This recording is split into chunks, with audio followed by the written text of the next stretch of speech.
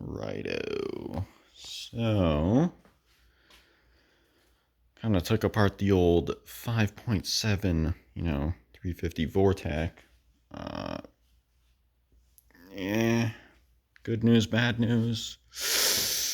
Let me see here. Most of the most of the crank bearings kind of not so good. Ignore the metal shavings, that's definitely normal. Then these are some rod bearings. Ignore the metal shavings, those are also completely normal. All those grooves in there, that's just for the oil. That's for it to really get in there, really work in there to lubricate it. Overall, not bad, but I don't know if any of these are stretched. They haven't been to an actual engine machine shop, so we'll never know. And we may never know, because I have no idea what to do with this. Yeah, I kind of just took everything apart, even the crank, including this speed groove. This right here, that's supposed to be there. See this one? See how there's not that there? That's because this one's performance. That's supposed to be there. Got the old intake manifold, got the heads. Didn't really take any of this apart because, like, there's really no point. There's no issues with it. There was on one of these somewhere, there was some rust, and apparently that means it's possible that there's a coolant leak or something. I don't know, I'm not a mechanic, so we'll never know. Maybe, who knows? 350 Swamper Ranger, that'd be sick. But anyway, where's that bad boy at? The actual block itself, overall, not bad. There's not any scratches or any scuffs or anything. The thought occurred to me after taking it apart, though, that it might be entertaining to actually take it apart on camera, but since I've just now, in the exact moment, after a couple of sodas, that I should probably start doing this kind of stuff now, because I feel like it'd be super sick that eventually, when my Suburban gets back and it's actually 5.3 swapped rather than the 5.7, it would be kind of dope to have videos of originally what was the motor in it and what was wrong with it. Basically, all of the the rods and everything, like I just went across one and I was like, oh, it's fine. I'll take the whole thing out. I was like, might as well take it out of the block. Why not? Because I might as well see, because I didn't really see anything that looked suspicious as to what the issue was originally. But then I was like, you know what, let me just undo one of these nuts. And I like went to undo one and I bumped one of the other rods and it just made a click sound. So I just like rattled it back and forth and I was like, damn, I don't think that's supposed to be loose like that. So my bad. So I guess that was the issue. Basically, I just basically I got my license and I was like, you know what I should do? Race my Suburban like it's a sports car. That was a mistake. Don't do that.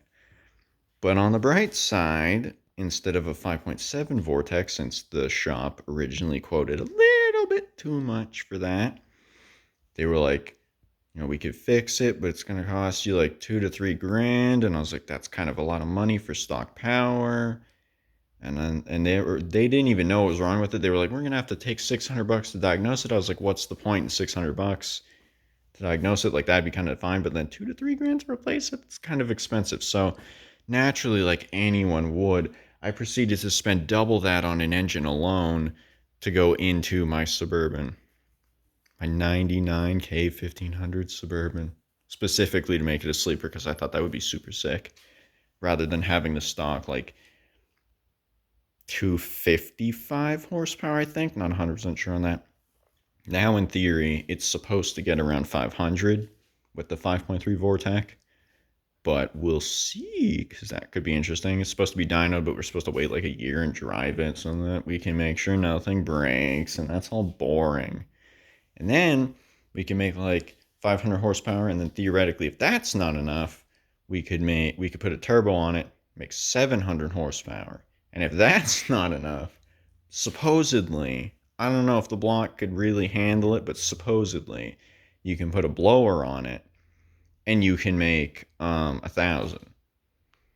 Now, I don't know, man. Having a 99 Suburban that's in kind of decent shape for how old it is, and it has like that Hellcat whine, that'd be really, really nice. You just rev it at a light, like at a red light or something, and everyone's like, dang, where'd that come from? And then they turn over and it's just me in a clapped out Suburban. I don't know. Soon we'll see, though, because it's been there for like, I think we're going on 8 months. Just ignore the fact that it's going on 8 months because that sounds terrible. Although every other shop I've been to is like, oh, well, we're swamped and we can't really, we there's this one shop I went to, they were like, we haven't been able to find someone to redo this engine for like 5 months, and we're not going to use anyone who lives in this town because they don't do what we want them to do. So they were stuck with a car without an engine for like 5 months. And I was like, man, makes me feel better about my situation. But still, like, I feel like, and I did tell the shop, I was like, I want this thing to be a sleeper. I want it to be, as quiet as possible. I want like it to look as stock as possible. I don't want anything to throw it off. Other than obviously there's gonna be some tuners like 2 inch or 2.5 inch by like 5 inch or something, or like 3x5. I don't know. They go over top, and that will be for the engine. That'll tell you all your information. Then another one, because the transmission was rebuilt, because that may or may not have been in straight shambles. And that's the 4L Slippy E. No, I'm just kidding. That's the 4L80E. And that one was supposedly the transmission guy was like, I don't really know if this thing's like, I'm surprised this thing was still moving. So that's wonderful. But that was redone, I guess. And now that comes with a computer. So now I'll have two computers. And supposedly that'll be cool, but we'll see because like, the stock like um gauges and stuff looks so nice, but like I think it'd be super sick if you're just cruising at night and you just get to see that backlit of just the two tuner screens. I feel like that's pretty sweet. And eventually having 500 horsepower still with no TC, you know that's a plus. Never going to be limited by computers and stuff controlling your TC. But we'll see though, because eventually that would be fun. But it's been a long time in the making, and I'm itching. But they said they were just redoing the fuel lines because the fuel pump wasn't pushing enough pressure or something. So they were going to get a new fuel pump, but it's like, I don't know. I feel like they're just making stuff up to like pull a fast one. I don't, not really pull a fast one, but they're like, we should future proof it or something. I don't know. We'll see though in the long run how that all works out, because it's supposed to like be out of the tank, not a submersible. And then they were like, we have to modify it to run it straight to the tank to suck up just fuel and not go through another fuel pump. And then it'll come back. And then they were doing lines and stuff. And near the engine, there was this one line that was supposedly rated for like 80 psi, but they didn't. And they like tried to run it, and they were like, they like saw the whole line like kind of not bulge up, but it kind of went in a weird snake kind of design, and it kind of like moved a little bit, and they're like, you know what, I feel like pushing 75 psi through a 20-year-old 80 psi line might not be the best idea. So we'll see if they can figure that out, get a better line in there, and then eventually hopefully we can see it running and maybe even get a video, because the guy who's building it said that he would love to, burn the tires off of just a little bit, just spin the wheels a little bit, just to make sure that everything's sound and make sure nothing breaks, because that would kind of suck. So we'll see. He did say he would put different wheels on when he would do that though, which is pretty dope, because then he doesn't have to shred my kind of nice, set of tires. He said he would just put different ones on and then test it. Hopefully I'll get a video of that because that'd be kind of cool to post on my Facebook so all of my family knows I'm a degenerate now, because that'd be kind of dope. Just like thinking like, damn, your dad's cool. He okayed this terrible financial decision. I don't know. I feel like that'd be cool because then I'd have like one of the crazier builds in the family, because my other cousin has like a Subaru and that thing's turboed and he says it's pretty quick, but he says like to drive it on the highway it kind of sucks back the fuel, so kind of questionable.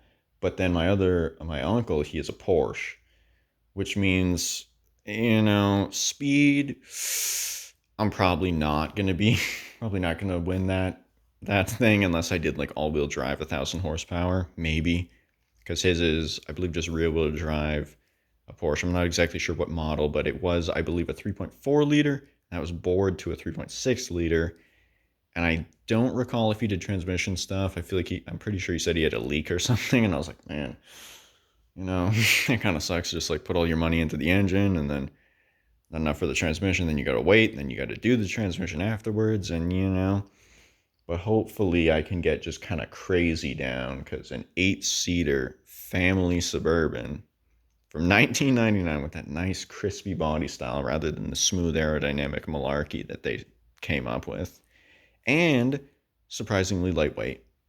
And every single time we would drive it, we'd be like, oh, this thing could use just a little bit more power.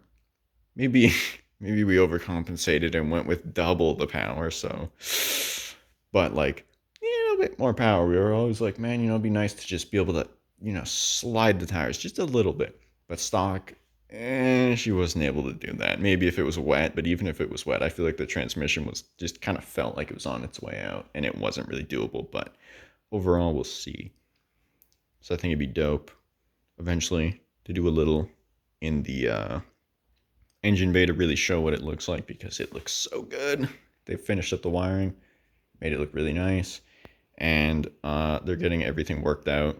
They did the AC pump because they have a new engine, and for some reason the other one wouldn't work. But the Suburban has two, what do you call it? Two blowers, one in the front, one in the back, and that supposedly makes it ice cold. And that would be super sick because it's been like 30 Celsius here, and that kind of sucks. But like that nice AC, I've heard good things, but it's a really good looking AC pump. It makes the whole thing, it ties the whole thing together. There was a plate that they were doing to adapt something onto the engine, and they were like, you know what? It doesn't look that good with like just gray metal.